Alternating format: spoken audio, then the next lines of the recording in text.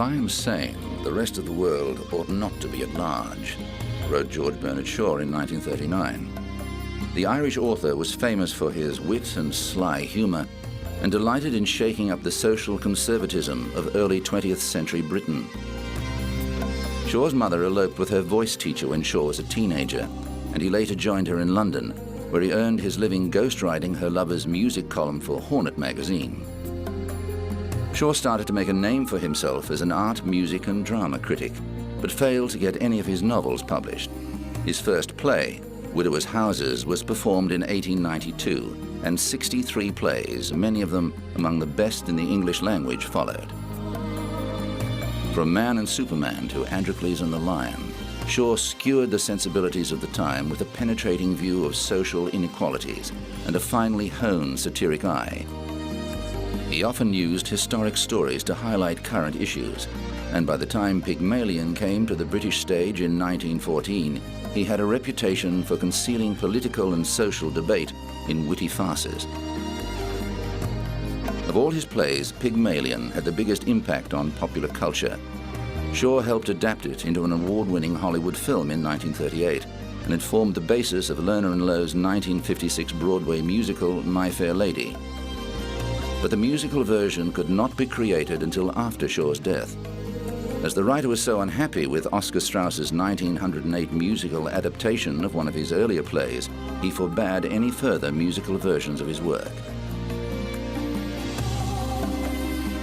A passionate Fabian, Shaw was committed to social justice and socialist ideals.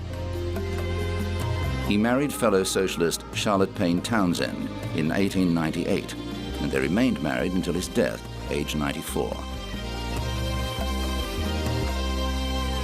Shaw was profoundly affected by the carnage of World War I, and he was bitterly opposed to the war. In 1919, he released Heartbreak House, which warned of the perils of trusting incompetent and unscrupulous leaders with the reins of power.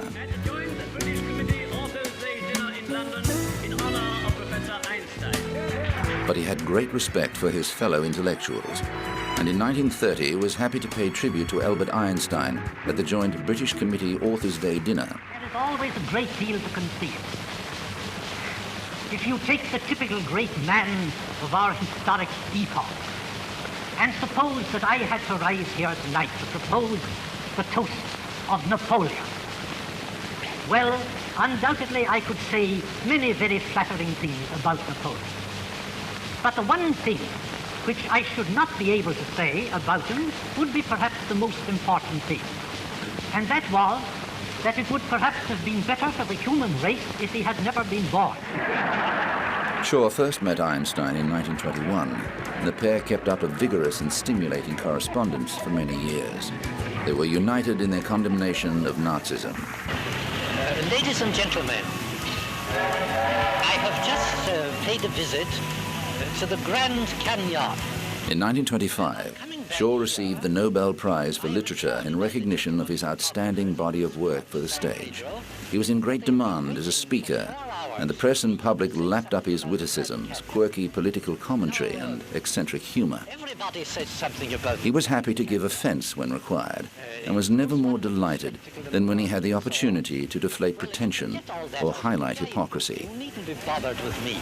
By the 1930s, George Bernard Shaw was a household name across the English-speaking world. I've been waiting for 4 hours. I haven't got the heart to refuse to say something.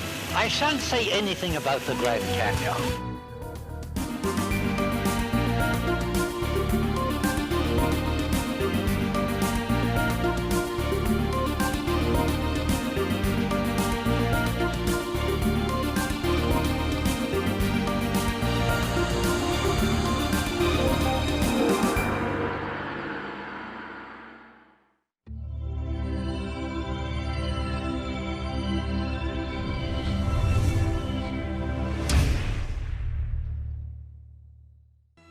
Three.